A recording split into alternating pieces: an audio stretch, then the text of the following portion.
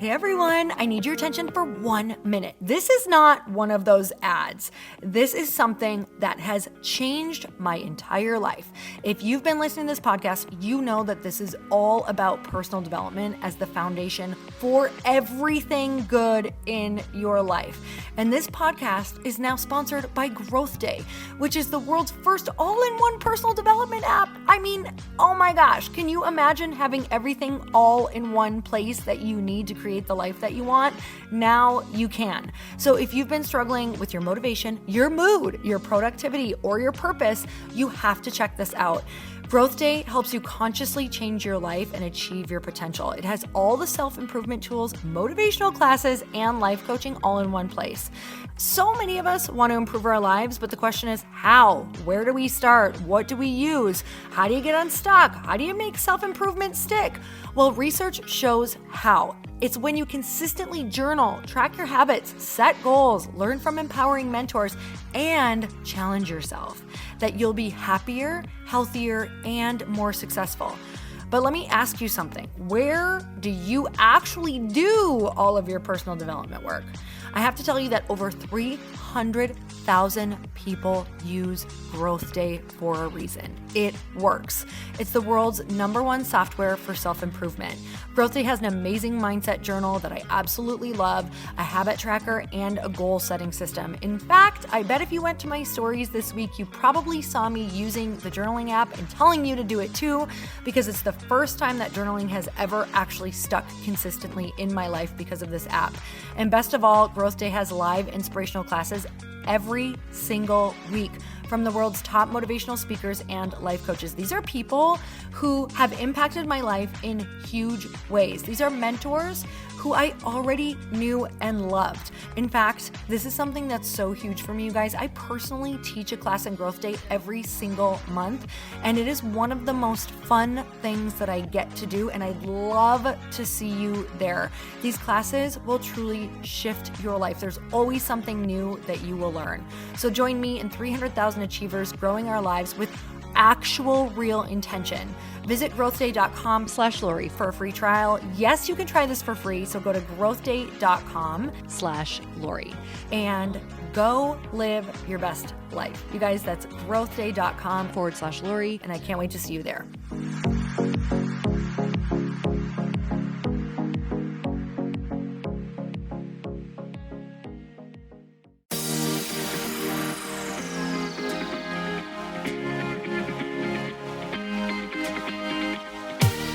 Welcome to the Earn Your Happy podcast. I'm Lori Harder, founder of The Bliss Project, 3-time fitness world champion, fitness expert, and cover model turned self-love junkie, lifestyle entrepreneur, and author.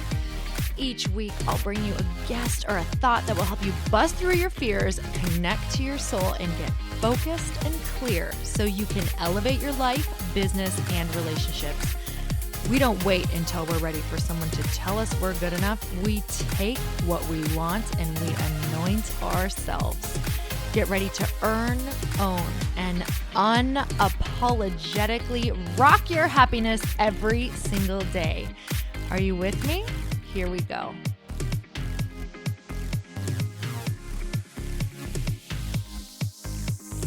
Welcome back to the Earn Your Happy podcast, and today I am excited for you to meet Zlata Sushchik.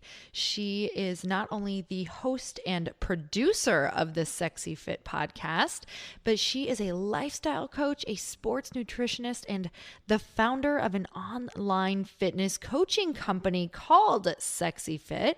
And Zlata is from Moscow, Russia, and she moved to the US when she was just 16 years old. So you guys, I cannot wait for you to hear her incredible story. So let's go. Zlata, I'm so incredibly excited to have you on this show. Welcome. Hello. I'm so thrilled to be here today. Okay, so really though, I think we talked for a good 30 minutes before we decided to hit record, and we were like, we really should have been recording everything we were chatting about. I absolutely love everything you're doing, and you are a powerhouse. You literally think of an idea and it seems like it goes into action. So we're going to chat so much about that in the journey and what that looks like as well. But I would love if you would take us back to a time maybe long before you had any clue what you were doing.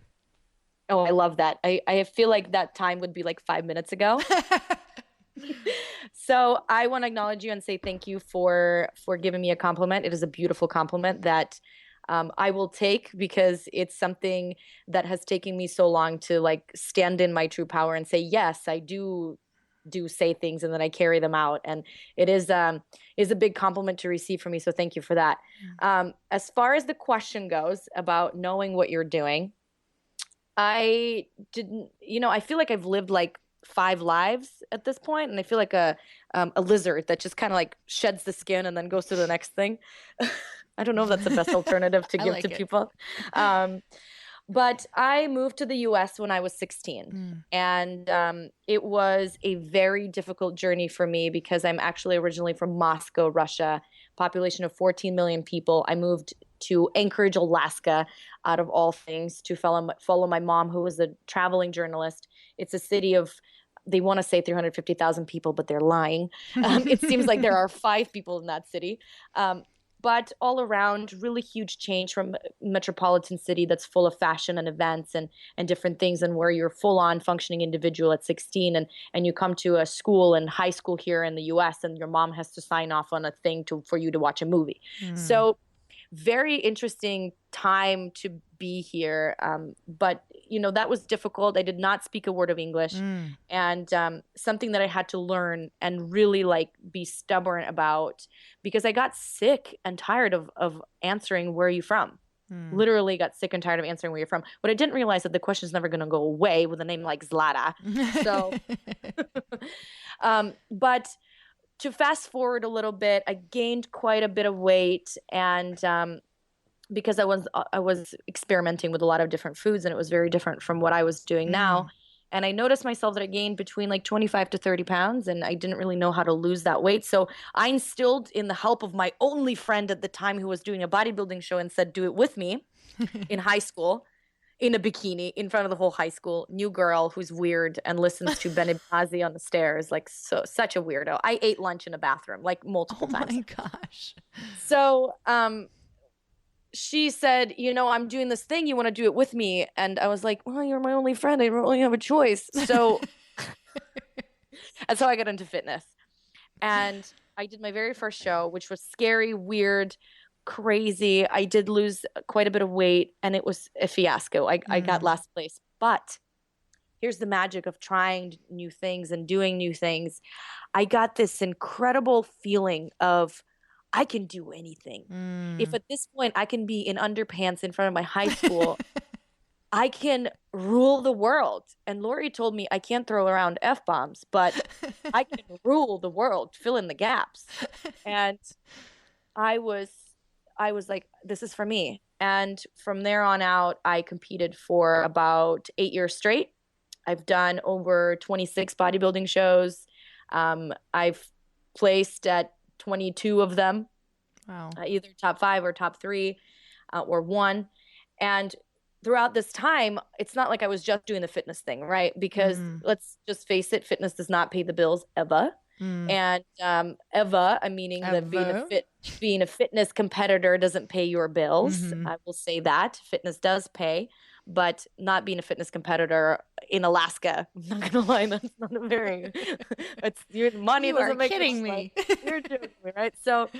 I was going to school full time. I was also Miss Alaska Teen USA. I got a full ride scholarship to go to school. This is why I stayed in Alaska for so long.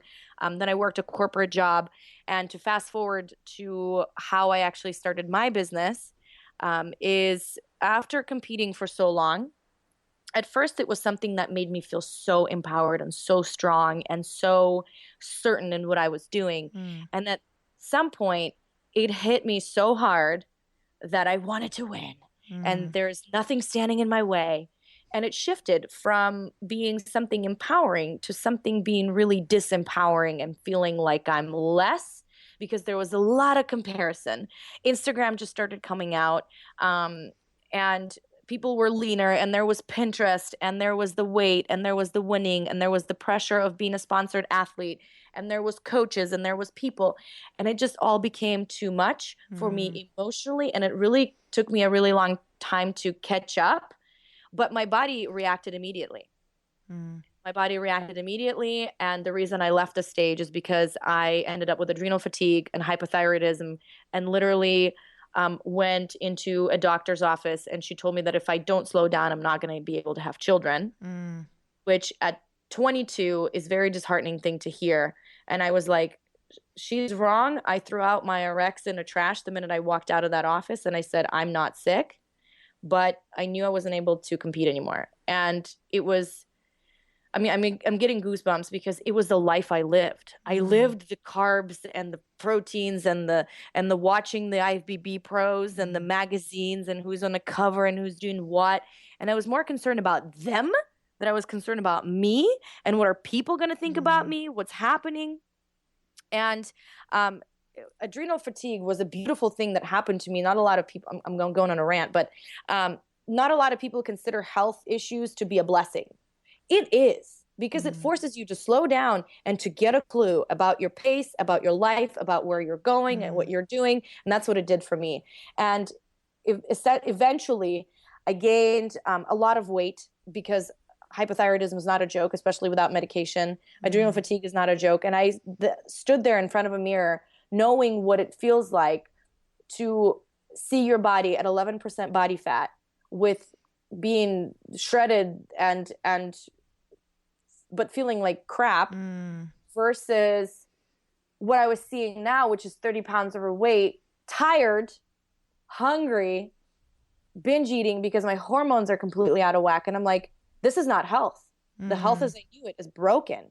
And I just really want to feel like myself again. I want that feeling of confidence that is unstoppable. Like that first time I stepped on stage and I was like, I've got to do something about it, and I'm going to fix it.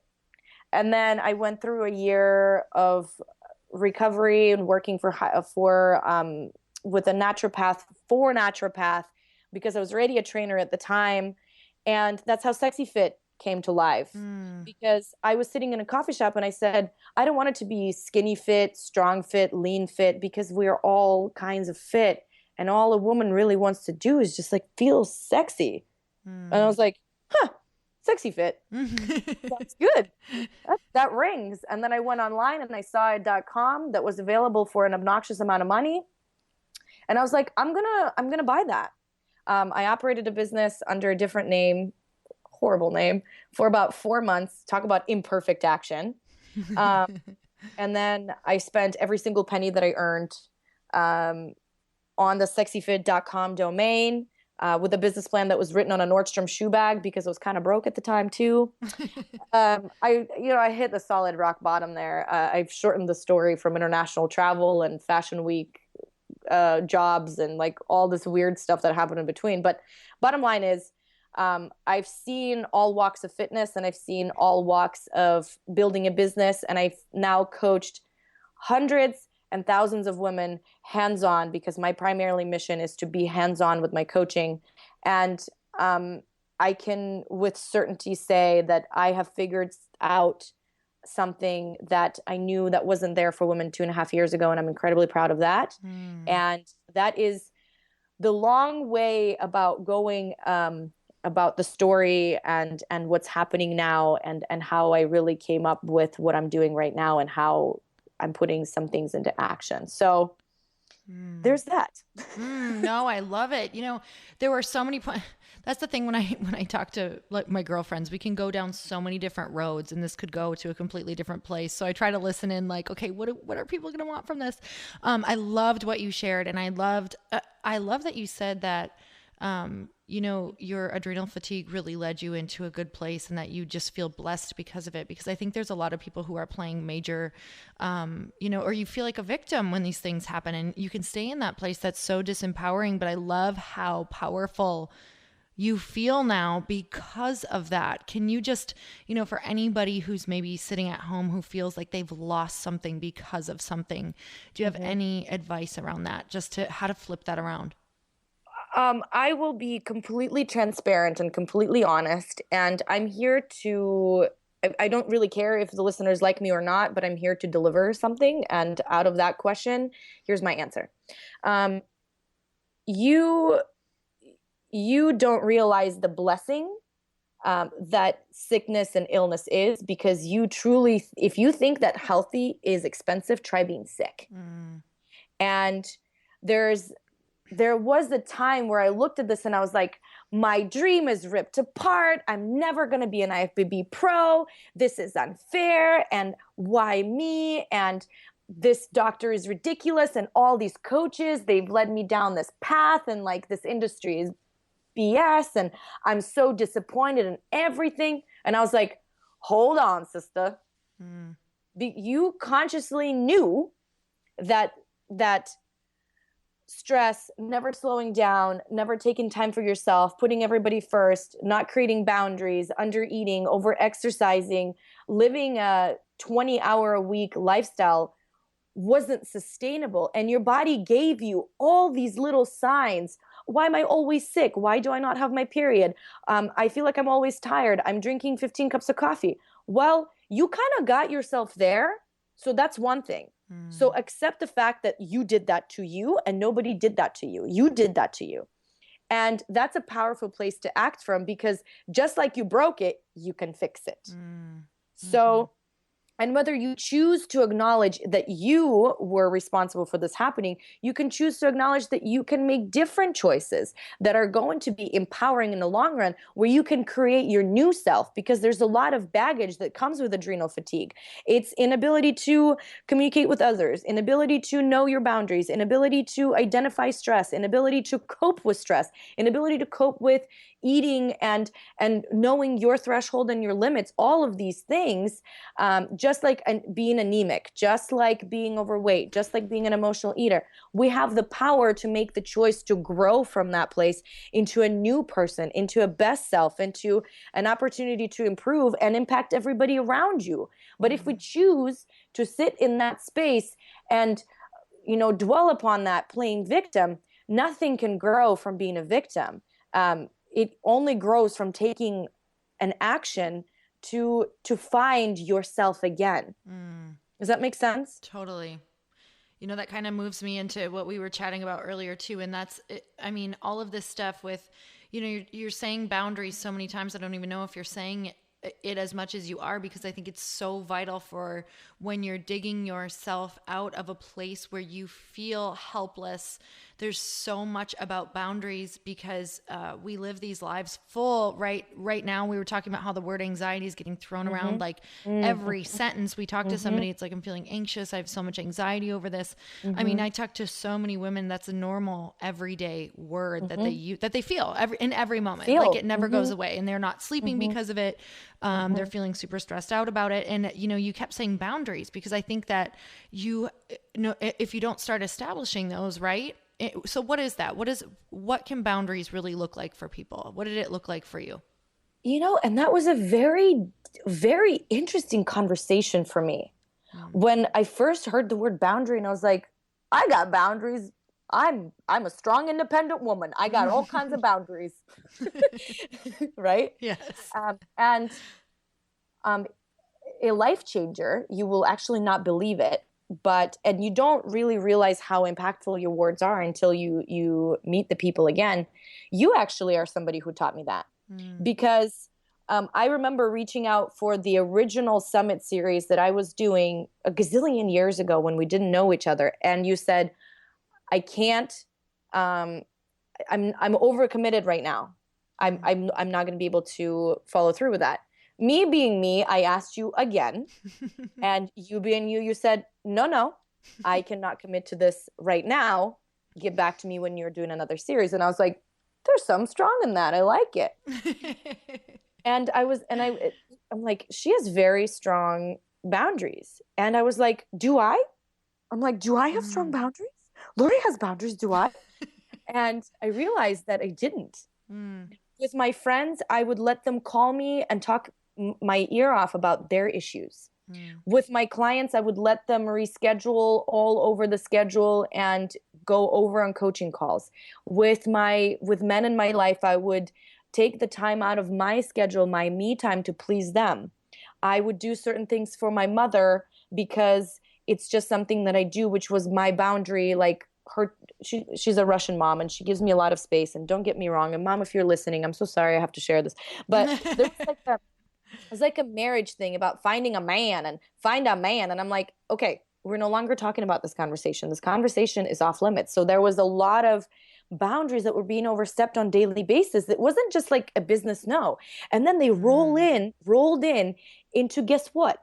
A huge panic attack in the first 7 months of having a business, because I allowed myself to say yes to everybody else. And I was saying no to myself because I didn't have this.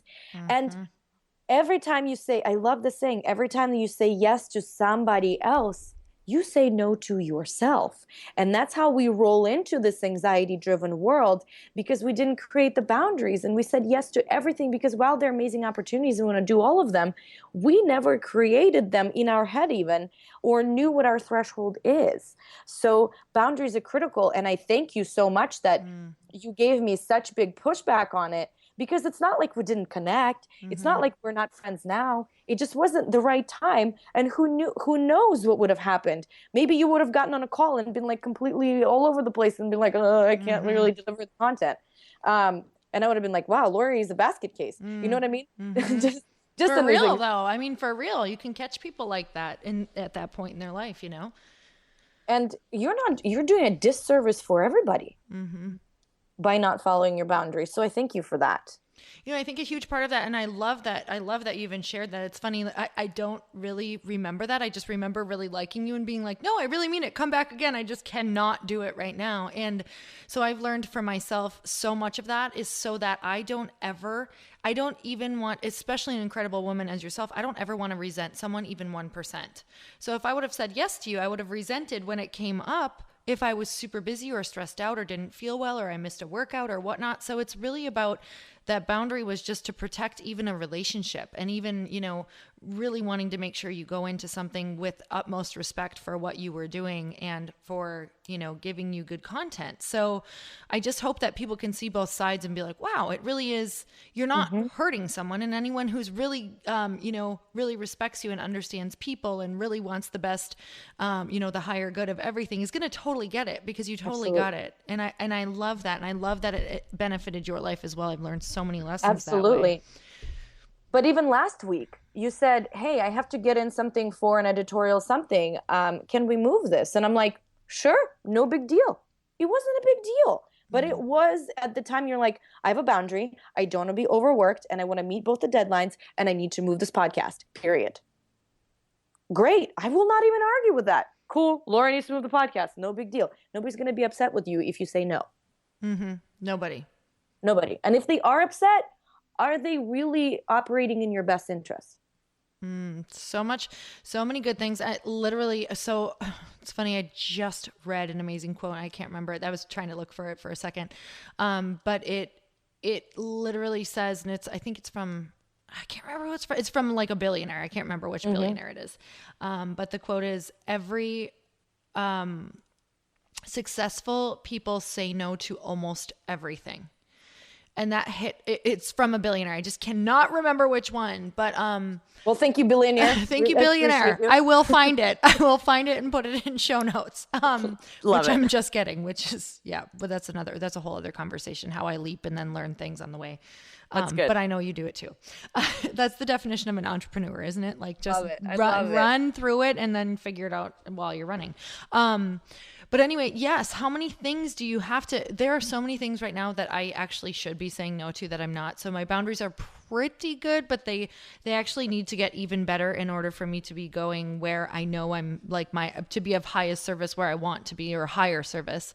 So just even working on that. But I know you were talking about, and I love this because now it's matching. Okay. I want to work on my boundaries even more.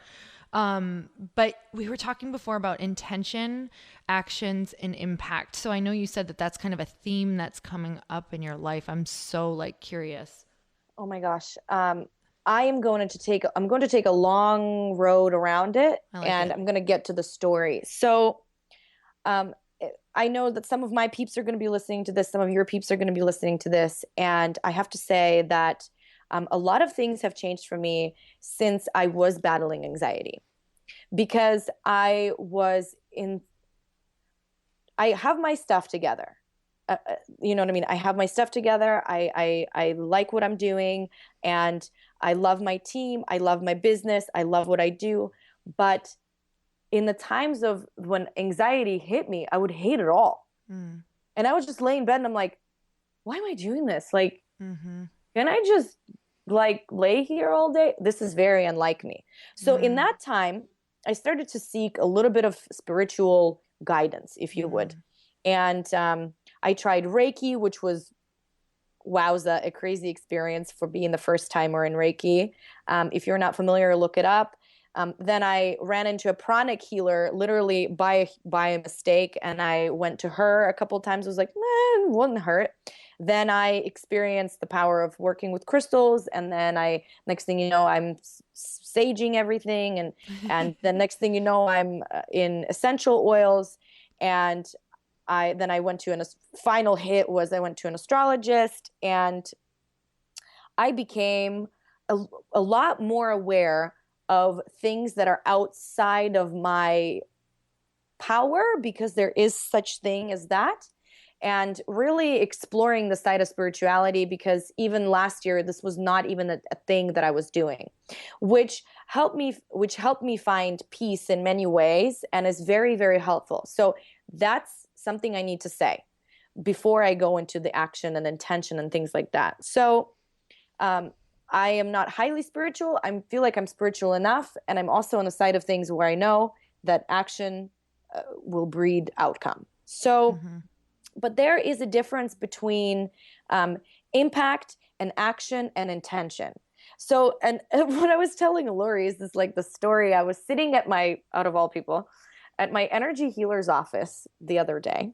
And this is after a long day of coaching.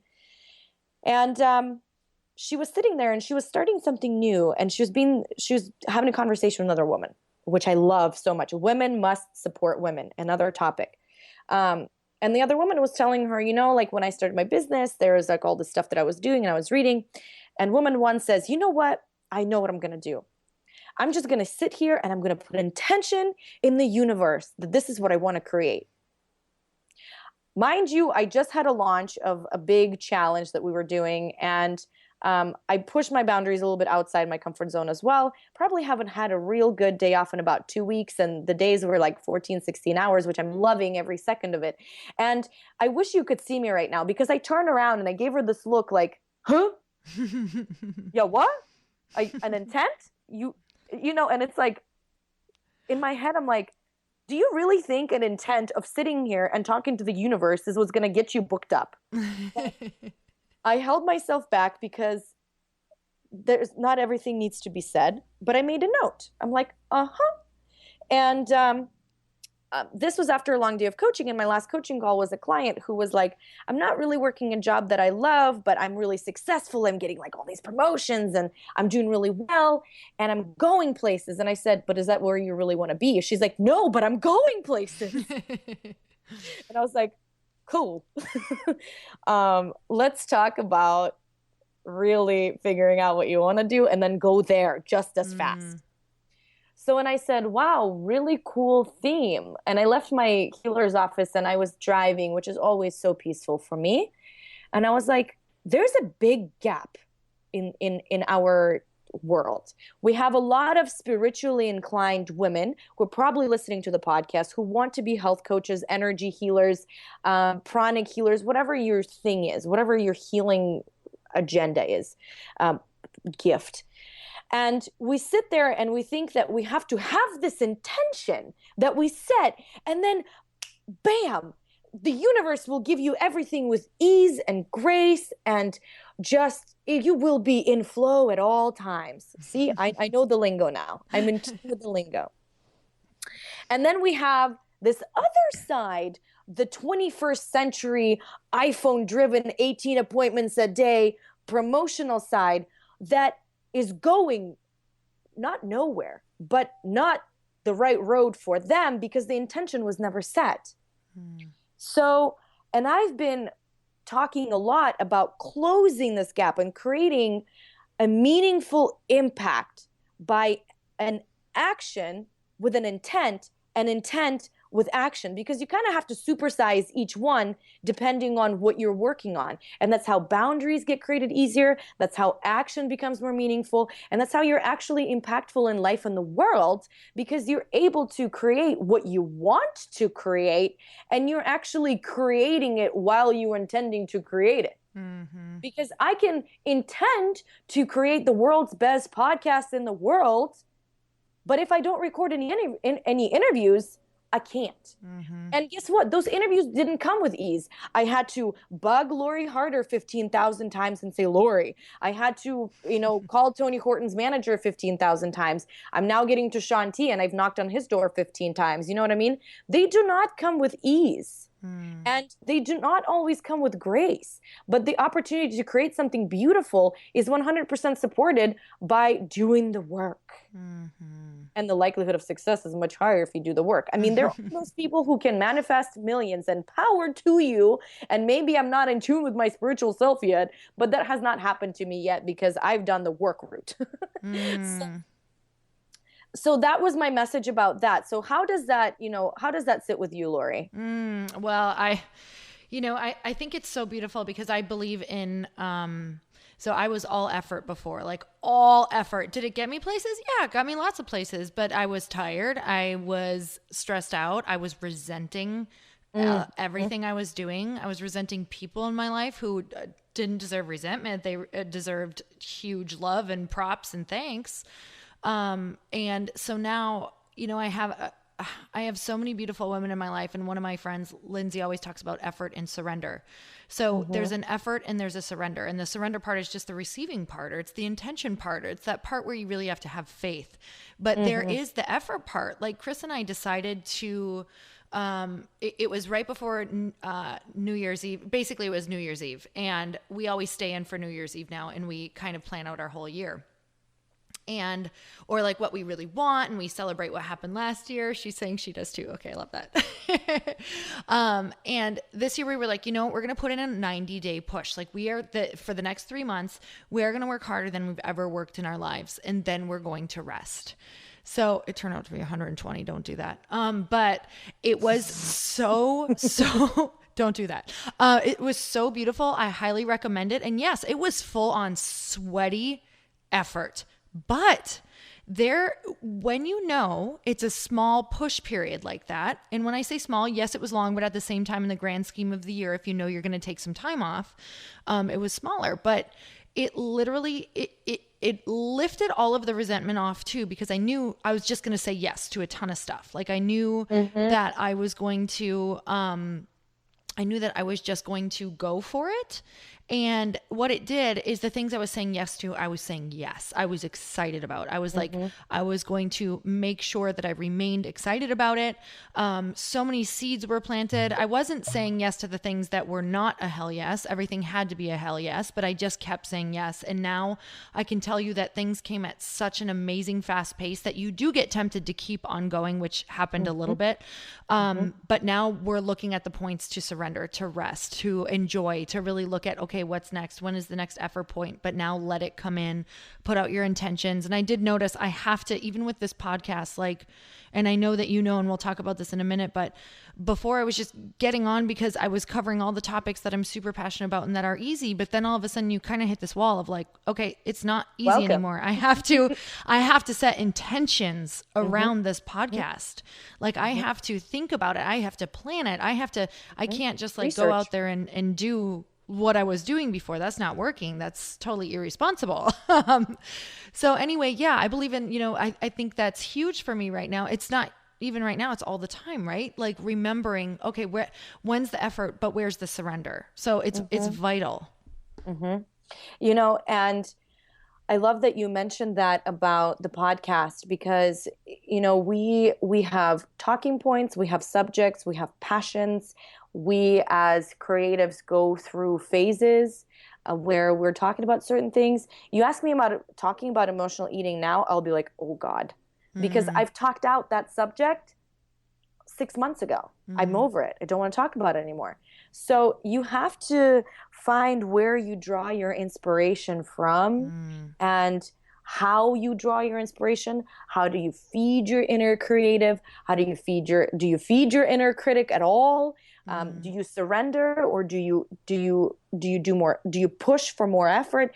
And when you walk that fine line, that's where really balance is, because I believe that balance, while it's a little bit overrated and a little bit overused as a word, I find it when we have inner balance with priorities that we're doing, that's when beautiful things happen. So, for me right now, it's not a priority to have top 10 podcasts in iTunes.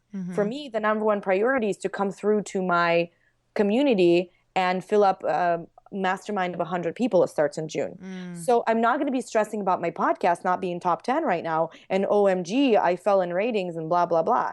So we do find that effort versus action versus impact versus priorities, but we really have to listen to self and do a lot of assessment and a lot of intention and like you said, surrender.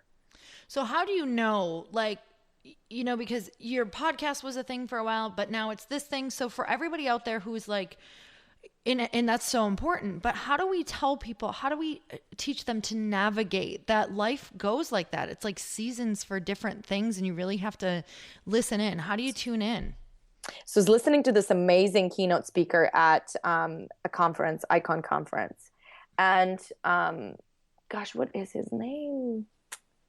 But the line was, hustle is seasonal. And I was like, really? Oh, really? I love that. And this is the time in my life where I'm like hustling. I'm like creating a website and I'm doing the business funnels and I'm teaching the people and I'm speaking and I'm at this mastermind and I'm here and there. Well, guess what? I was so flipping busy that I showed up a week early to a mastermind in Arizona because I messed up my entire schedule because I was so busy hustling, right? Oh, man. And when you have so much hustle, you are making it harder for yourself to hustle on the right things. You know what I mean? And I'm like, okay, there is winter, there is spring, there is summer, there is fall. In the stars, the planets move. We're in retrograde, which is why we're like late for everything. We're like, the nature is seasonal. We as humans are seasonal. Why is my hustle not seasonal? Like, I just had this like epiphany at the moment. And I was like, huh. And then, so that was one. And then I realized that there is a power in forceful action. Force meaning full force, not forcing, but full force action when you focus on one thing. Oh, that's powerful. Say that again. There is power in the force on focusing on one thing.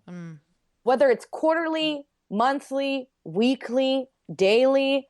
For me, it's a monthly push goal. We always have monthly push goals. I'm like, okay, guys, we're monthly push goal on the makeover. Everybody in the company is working towards making the makeover the best thing ever. So my podcast assistant does the best CTAs, the best intros, the best everything. My coach is talking about the mastermind. My social media person is creating the best, most amazing banners for the thing. And then I am geeking out on finding the right people to do the thing, right? And then next month push goal is going to be content. So guess what? We are going to be creating content that's focused on blah, blah, blah. So there's something powerful in working on one thing, but I have to tell you, it's the most challenging thing in the world because you and I are idea powerhouses. And yeah, we can work on 15 different things at once. Yes, we can have 15 different goals all at once. But guess what? None of it is going to be impactful because there's no force behind it. It's kind of like, it's kind of like driving in a Ferrari in first gear. You know what I mean? And in reality, I can drive the Ferrari in sixth gear and have a real good time, or I can just kind of hop from first gear to second and go because I can't choose the road. So I had to learn that skill. Oh man, that was so hard because I'm so good at multitasking, I thought. I'm so learning that right now. You are like, I'm like sinking down in my chair right now because I'm that person who's like, I love doing everything. And then all of a sudden I'm like, but it's hardly hitting anyone. Yeah. Like I love, and trust me, I get you, Lori. And we already are impactful in many ways. And it's almost like you have to kind of like calm down and realize, okay, there will be a time that this will be a thing. And like, because there are certain things that have to fly on autopilot, like the social medias and the podcasts of the world and the content of the world. And there are certain things that we have to push for a little bit harder, and we have to hire more people. But that force behind one thing that puts everybody on the team on the same goal, there's something so powerful about all of that energy and all of that intention and all of that action. And you're like, holy moly, it's so much better than doing a few things well and do like one thing really, really well. So, and while other things don't have to stop, that really has helped us as a team to kind of focus. And that's, if somebody's listening and they're wondering how you can apply that to fitness, fitness is also seasonal. In the wintertime, I tend to gain a little bit of weight because I'm a little bit more comfortable. In the spring, I love running. In the summertime, I'm all over the place and I'm like lean like a stick. And then in fall again, I go into the same season. But I also switch, I run in the summer, I CrossFit in the spring. I tend to do more like bulking weight training in the winter, and it's fine. Like, take your time. Yes, I can't tell you how much I'm like saying yes to that right now, because I just got back from New York, and normally it's like, because this is normally the time of year that I start getting back in shape, and not that I'm out of shape, but like really, like you said, summer's like I just feel really good, sharp, on it, because I'm just so much abundant energy, and I was like, you know what, I just really want to enjoy New York though, like, and be okay with like coming back and not seeing your abs. And if that's like so far outside of your realm right now, just totally ignore that. But like, if you literally are going somewhere and you want to enjoy in moderation, but enjoy. I think when we take I like literally just removing that stress of like, no, I said I was going to be in shape, and I'm kind of doing this little mental mindset 30-day challenge to like get in summer shape. I was like, you know what? How many times in your life do you get to go to New York and enjoy a show and have wine during it and go up to the top of, beautiful, amazing buildings and just look out and have a cocktail with your husband and dessert? And there are those moments that you really have to weigh and pull off whatever sort of crazy restriction you're holding on yourself, and waking up the next day and feeling guilty and wishing moments of your life away. Like, how often are we wishing moments of our lives away because we expect everything to be in season? Like you said, at all times, our body needs to be in season, our business needs to be in season, our planning needs to be in season, we need to be on top of our hiring, it's literally all like I wrote down, like, I'm literally going to go downstairs and talk to my team like, okay, what are we focusing on right now? Powerful. And you just said something of lifting off that crazy expectation layer from yourself and kind of like looking under and going, are you liking this right now? Are you enjoying yourself, or are you just doing because you are just doing? Or like, are you running 50 miles a month because you want to be skinny? Because it's summertime and I want to be skinny. Well, do you like that? Not really. Or like, what can you really change in your nutrition that will give you that love for food and the nourishment and what's going to make you feel happy in the now, right? And not happy because, oh, I ate a bunch of pizza today because it was Tuesday and it's Papa John's. You know what I mean? It's different when it's Tuesday in New York with my husband and we're roaming around streets of New York at midnight. It's the only thing I can eat. Yeah.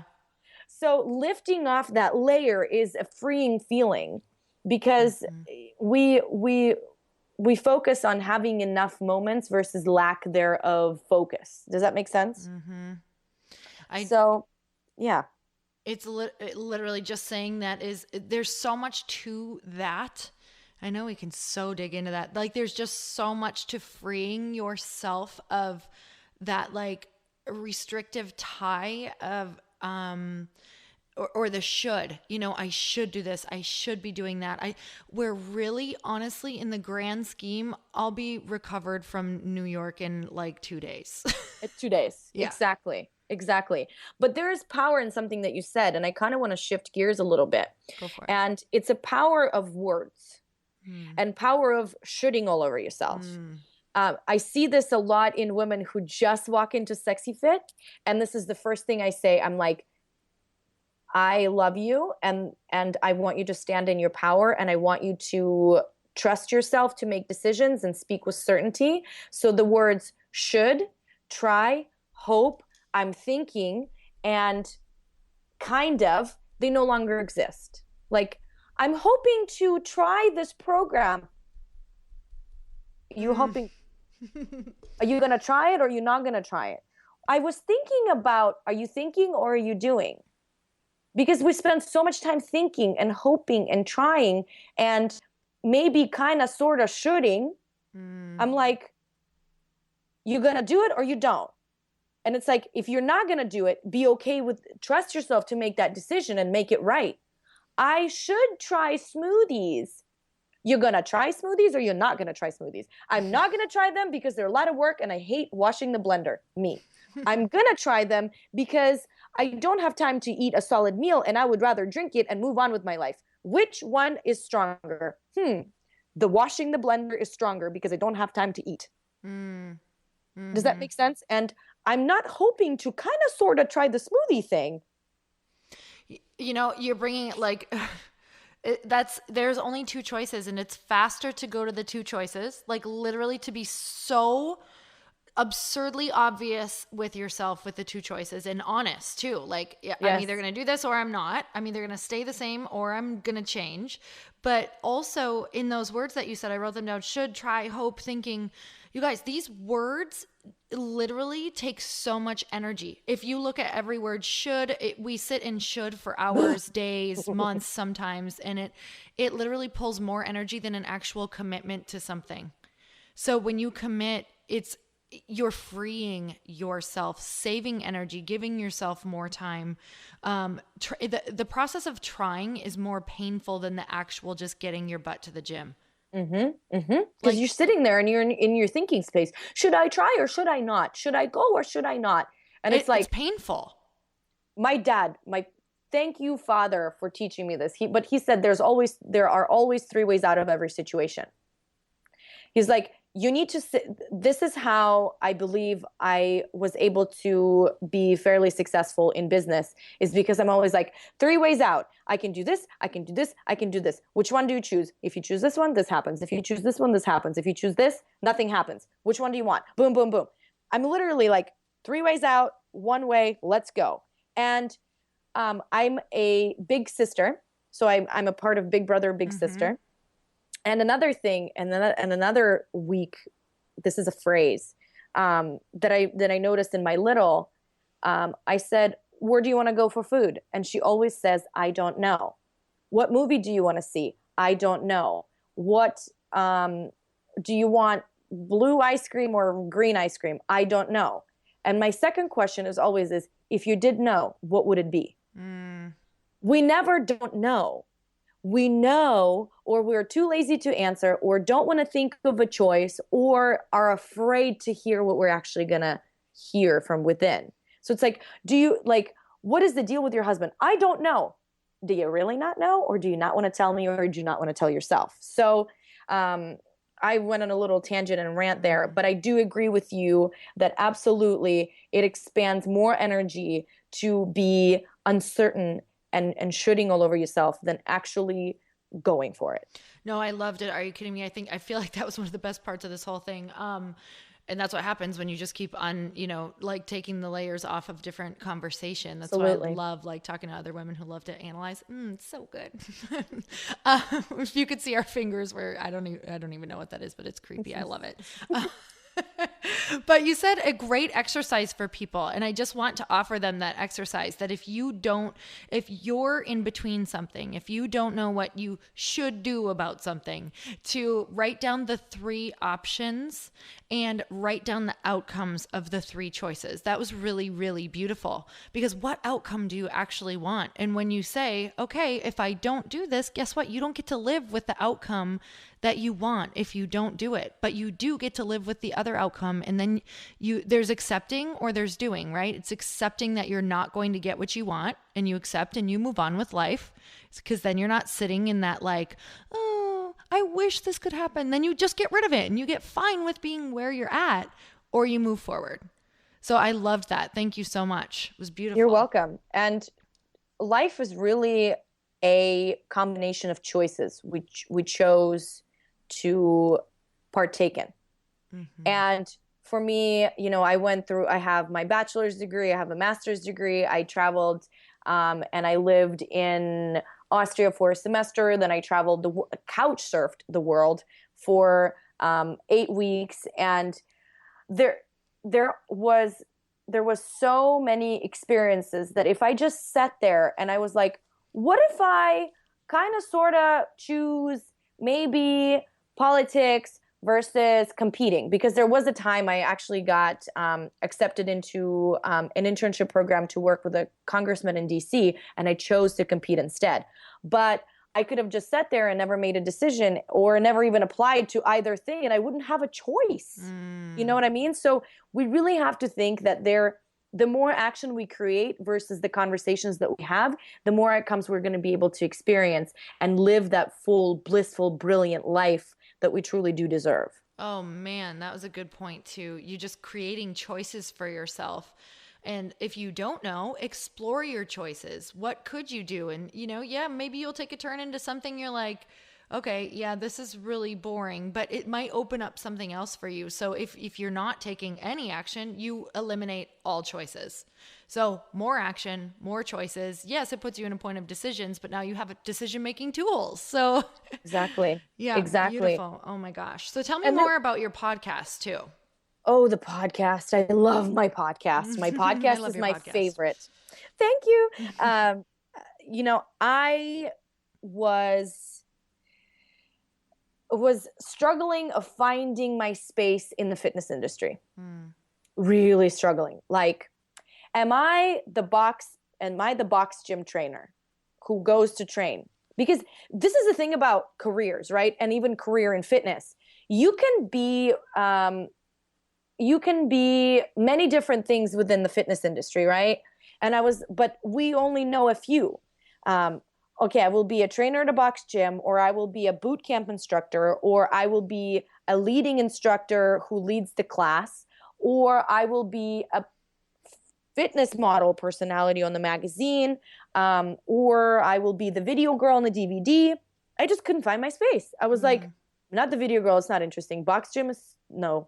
I loved my online coaching, and I knew that I excelled at that because I have a very low dropout rate, very high success rate.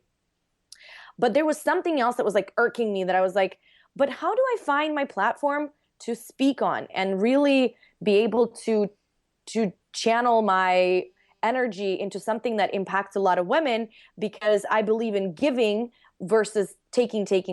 And I knew that my talent wasn't necessarily being completely fully used in its best purpose. And I was like, and I started running into these podcasters. And there's this podcaster and this guy, and I listened to Lewis Howes with the School of Greatness. And then one day I was walking. I'm listening to Lewis Howes, and it's a cool interview. And I'm like, walking, daily walks are my thing. And I'm like, I stopped. And I was like, I spent 5 to 6 hours of my life listening to Lewis Howes on his podcast. And I'm pretty, gosh darn, I'm going to say this word, bad ass. And I can get all kinds of cool people to talk to me, because guess what? I do have a lot of connections in the fitness industry. And I believe that I could be great at this. Scrapped my first 30 interviews because they were horrible. And then people are like, you are a gifted podcaster. You were born to do this. And I'm like, little do you know that all of the 30 episodes that I first recorded were total crap. So that's how I launched my podcast. I was listening and I was walking and I was like, I believe I'm going to be great at this. And I'm running into podcasters, and I have amazing connections in the fitness industry. And I am a little camera shy right now, but I believe that this is something I could be doing, and I'm going to go for it.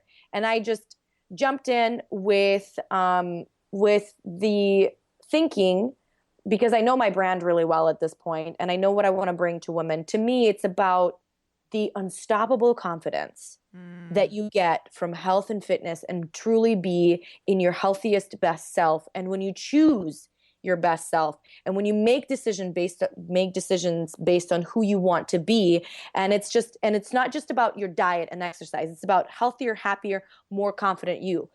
Who are the experts I can bring on this platform who can speak into these three things? Are they dating? Are they in dating? Are they in debt? Like dating advice, debt advice, health advice, fitness advice, lifestyle advice, makeup, skin, hair. I want to talk about all of it. I don't want to be limited to just health and fitness. And that's what we have done with the podcast. And it's done really well for me. And it's one of the most amazing things that I have ever created that I'm super proud of, because it does take me a really long time to find the experts and really figure out what the questions are.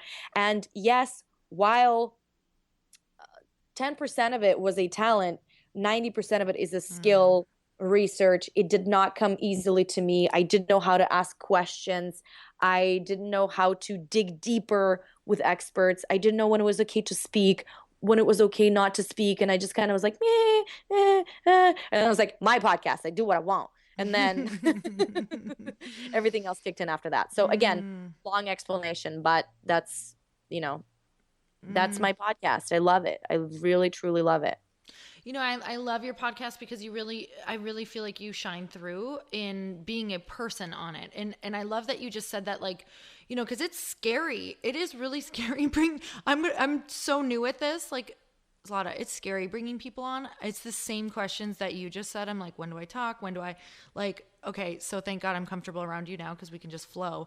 But really, I so get that. I'm so in that right now. So maybe I'll talk to you after this. But anyway, I love your podcast too, because it's really, it's real conversations and you're bringing on amazing people giving incredible content as far as just like being able to apply it in your life right away. And I love that you, you're on your own journey and you bring on people that have helped transform you, help transform other people, just good stuff, right? Like just giving good stuff.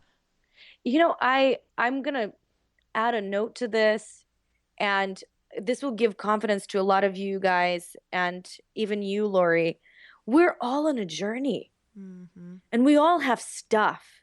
And if anybody on a podcast, in a book, in a Facebook Live, in a Facebook post wants to tell me that they have it all figured out and they want to position themselves as an expert, that means to me that you're hindering your growth, you're limiting your growth, and you are unable to inspire creative conversations and creative content in your own world because you think you have it all figured out. Guess what? You don't. Nobody does. And the more transparent we are about what we're overcoming, the other day I put out a podcast and I was scared crapless. I thought I was going to crap my pants because I talked about anxiety openly and freely for the first time in 2 years. And I was like, I cannot believe I just made this podcast. And I've received so many amazing emails and notes and comments about, oh my God, this is the best thing I've ever heard. And I'm so thankful that you've put out this information. And I'm like, vulnerability is key. And having these real conversations is key because we already live in an overly perfected world of social media, Instagram, magazine covers, and wanting to be perfect all the time. I'm not perfect, and that's the strength. That's so freeing. I'm so grateful to you for sharing that. You have no idea. Zlata, thank you so much for being on. Where can we find you? Where can we follow you? And what episode did you just talk about? What episode number was that? The anxiety episode. I know they're going to want it. I'm not really sure. It's sexyfit.com/sexyfit podcast. And I think we're up to 70 episodes now. And this is one of the latest, greatest. I believe it was 2 weeks ago, maybe 64. Okay. And if you can link it to show notes, I think that would be fantastic. I can send you a link to that. You can find me on sexyfit.com, and I am SexyFit. I am SexyFit on Instagram, Facebook, are my main platforms I speak on. I do a lot of Facebook Live now. And, I really just want to leave with one last thing, because I feel like this is going to be very helpful, whether it's health or fitness or business. It's imperfect action will lead to many amazing outcomes that we never truly even thought were possible for us. So that's what I encourage every single one of us to do, because it's the biggest lesson from you and I, really. We don't have it figured out. We're just kind of doing it. Oh my gosh. Imperfect action leads to great things. There, we just put the cherry on the top of the cake. So thank you so much for coming on. I always just love chatting with you. And literally, I just looked at the clock. I'm like, oh, dang. Okay. I had like so many other things I want to talk to you about. So I'll have to bring you back on. I'd love that. I'd love that. Bring me back on. Whatever you want to talk about, I'm here for you. Well, thank you so much. We're so excited for everything you're doing. And you guys, if you love this episode as much as I did, make sure that you share it with your friends, your family, your sisters. All right. Until next time, earn your happy. Bye-bye. Thank you guys so much for spending this time with me on the Earn Your Happy podcast. I am so glad that you stopped by. If you could take 1 second to share this episode with someone you think would love it, that would be absolutely amazing, and we would be forever grateful. Also, please leave us a review if you feel so moved by going to iTunes and leaving us an honest thought, an honest comment. Tell us what you think. Tell us what you want to hear more of. It would really help us out on our journey to helping thousands and thousands of people. Until then, don't forget to earn your happy. Thanks again, guys. Bye-bye.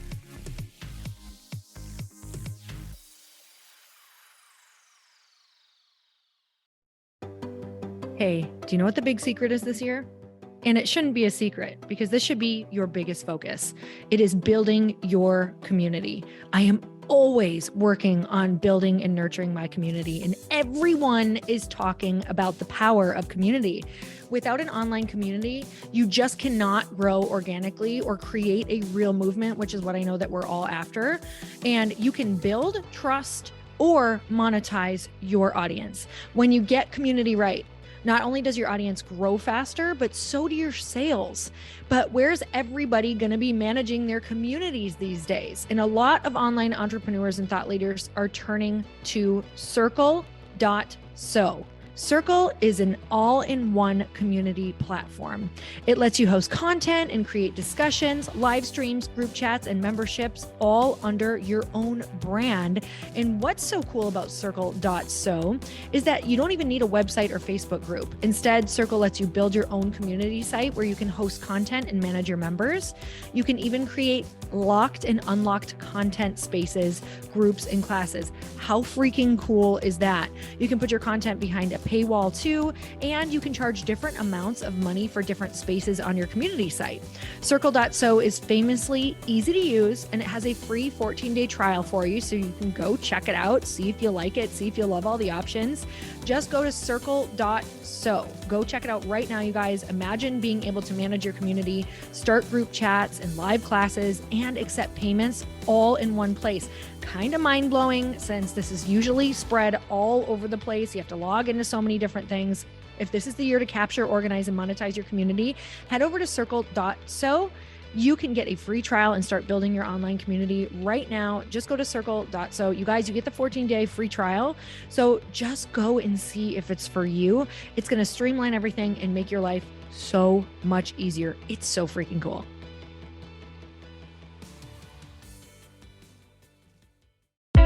Hey, I know if you're listening to this podcast that you have big dreams and big goals. And one of the things that can really stop you is struggling with your marketing. Trust me, I have been there. Are you using 10 different systems just to build your online business? Then I want you to try Kajabi. Kajabi helps you build your web pages, set up funnels, and sell your courses, content, coaching, or communities. You've been hearing me talk a lot about funnels on this podcast and the importance of your email list. You can get a free trial at kajabi.com. That's Kajabi.com. I've talked about Kajabi before, but here's something that's super cool and new. They just rolled out an AI assistant for creating your online course curriculum. And this means you just type in a topic that you want to create on a course or webinar, and bam, it just generates a sample outline for you. It takes a ton of the hard work away. Of course, you're going to customize it to be your own, but this really helps you get over the struggle of how in the world to start which is where most people stop. If you're like me, starting is always the hardest part, and that's what makes Kajabi so popular. They've made it easier for creators to build web pages, build courses, build coaching programs, build membership sites, build checkout pages, and build email funnels. So if you're struggling with any of those, you got to go check it out. Go to kajabi.com. Kajabi was really the first all-in-one system and is trusted by over 100,000 creators. I think that's good enough for me. Also has influencers and marketers who use this. And now their smart AI platform makes it easy to take what you know and turn it into an online course and business. Go start building with a free trial at kajabi.com. That's kajabi.com.